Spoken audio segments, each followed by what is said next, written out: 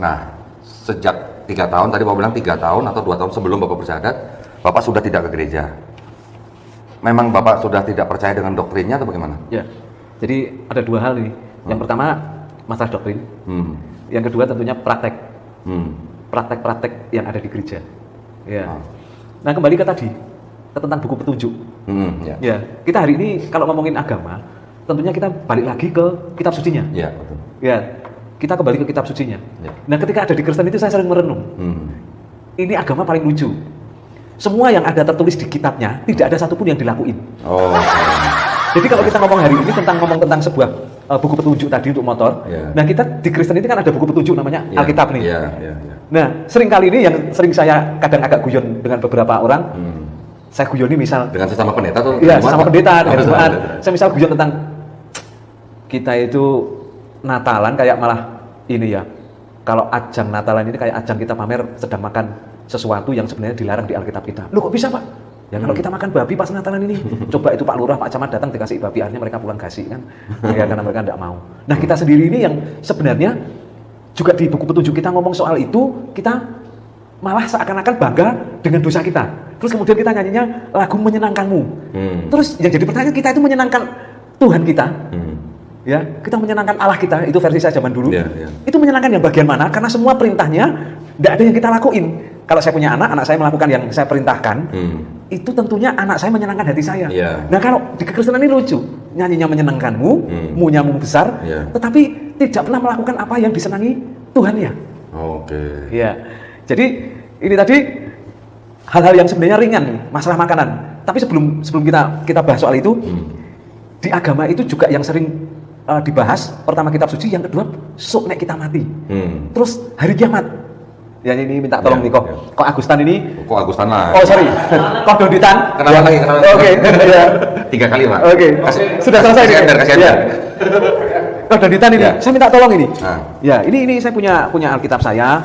Ya yang lainnya tentu bilang, loh sekarang sudah mu'alaf, tentunya bahas dong kitabnya sekarang yang baru. Ya. Saya hari ini sedang belajar dan tentunya karena ini ada pertanyaan. Kenapa saya meninggalkan kepercayaan saya yang lama? Tentunya saya akan menjawab berdasarkan sebuah keraguan yang saya dapatkan di petunjuk saya. Di buku petunjuk saya. Ini kita baca di dalam Yesaya. Pasal 66 ayat 15 sampai 17. Oke. Saya bacain Pak ya? Iya. Yesaya 66 ayat 15 sampai 17. Iya, baik. Sebab lihatlah, ini versi yang Yahweh nih Pak, yang literal. Oke, enggak apa-apa. Ya, tinggal Yahweh-nya diganti Allah. Kalau gitu saya pakai yang ini aja Pak. Kita banyak versi tenang aja. Iya. Yesaya. Ini versi itu yang suci. Literal translation. Iya. ILT. Yang biasa pakai ini adalah dari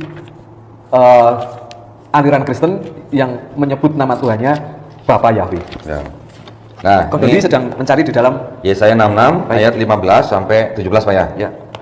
Sebab sesungguhnya Tuhan akan datang dengan api, dan kereta-keretanya akan seperti puting beliung, untuk melampiaskan murkanya dengan kepanasan dan hardiknya dengan nyala api. Sebab Tuhan akan menghukum segala yang hidup dengan api dan dengan pedangnya. Dan orang-orang yang mati terbunuh oleh Tuhan akan banyak jumlahnya. Mereka yang menguduskan dan mentahirkan dirinya untuk taman-taman dewa, dengan mengikuti seorang yang ada di tengah-tengahnya, yang memakan daging babi dan binatang-binatang jijik serta tikus, mereka semuanya akan lenyap sekaligus. Demikian firman Tuhan. Ini firman Tuhan katanya loh ya. Jadi ini firman Tuhan. Di kitab Yesaya ini mengatakan nih, kalau besok kiamat nih Tuhan yang datang, ya kan? Yang datang, yang dibunuh pertama kali ini orang-orang di ayat 17 ini mengatakan, mereka yang menguduskan dan mentahirkan dirinya sendiri di taman-taman, mengikuti seseorang yang ada di tengah-tengahnya, orang-orang yang melahap daging babi. Pak, saya ngopi ya Pak ya? Baik. Santai kok. Terus? Doditan. Ya. Sekarang pertanyaannya ini. Kalau di kitab sucinya mengatakan besok nih kalau kiamat yang dibunuh nih sama Tuhannya orang Kristen nih yang dibunuh nih. Ini orang-orang yang suka makan babi kan? Memang kelihatannya hanya soal makanan, tapi kembali ke buku petunjuk tadi. Kalau kita sepakat bahwa PL dan PB ini adalah sebuah kesatuan, tidak bisa dong teman pendeta saya, jemaat saya bilang, lupa itu kan perjanjian lama. Lah kalau perjanjian lama dan perjanjian baru ini memang harus dipisahkan, ya disobek aja, kita pakainya perjanjian baru, tidak usah pakai perjanjian lama. Nah, tapi kalau kita ini PL dan PB ini menjadi sebuah kesatuan, harusnya kita tetap mengikuti.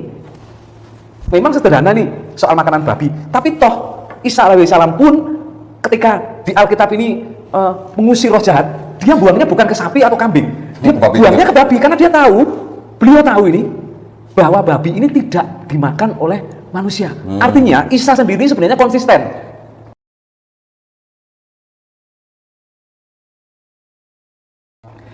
Kalau kita sepakat Alkitab ini mengatakan bahwa Yesus itu adalah Bapa, berarti Yesus ini adalah Allah di PL.